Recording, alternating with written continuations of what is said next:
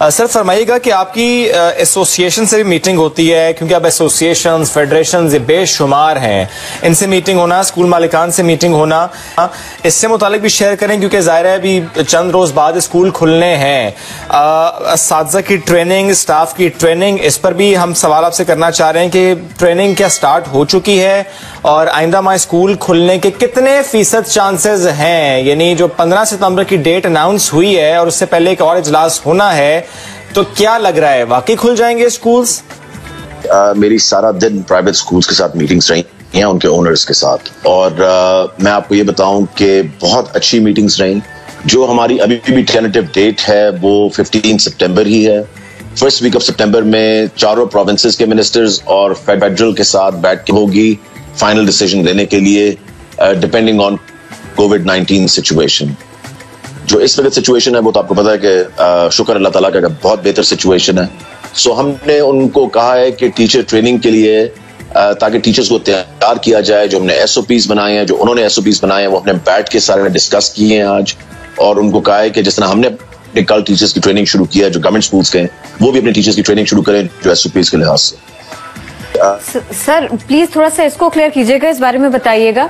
जो कुछ स्टेप्स आप लोगों ने लिए उसके बाद अब जो हम देख रहे हैं वो ये कि कुछ स्कूल्स मालिकान इस फैसले के साथ, हुकूमत के फैसले के साथ खड़े हैं, लेकिन कुछ फेडरेशन की हिमायत में स्कूल्स खोले जा रहे हैं। तो अब बताइए कि आपके अहकामात अलग थे, उसकी खिलाफ वर्जी करने वाले भी सामने आ गए, क्या करेंगे इस सिलसिले में? क्या पैगाम देना चाहेंगे? जितने भी प्राइवेट स्कूल्स की हमें कंप्लेंट्स आई हैं खुलने की, हमने उनको बंद करवा दिया है, उनको सील कर दिया है, और अगर उन्होंने दोबारा खोलने की कोशिश की या इस तरह भी, तो उनकी रजिस्ट्रेशन को कैंसिल कर दिया जाएगा। गवर्नमेंट की रेट को कोई भी चैलेंज नहीं करने, हम किसी को चैलेंज नहीं करने देंगे, और गवर्नमेंट की रेट जो है that is the last word. अच्छा, मैं आपके इल्म में लाऊं कि अब इस सब के बाद में हो क्या रहा है?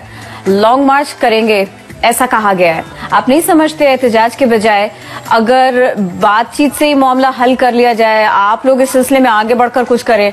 क्या all Pakistan private schools federation के सदर को मुलाकात के लिए आप लोगों ने बुलाया? कुछ आप लोगों की गुफ्तगू हो रही है? प्लीज बताइए।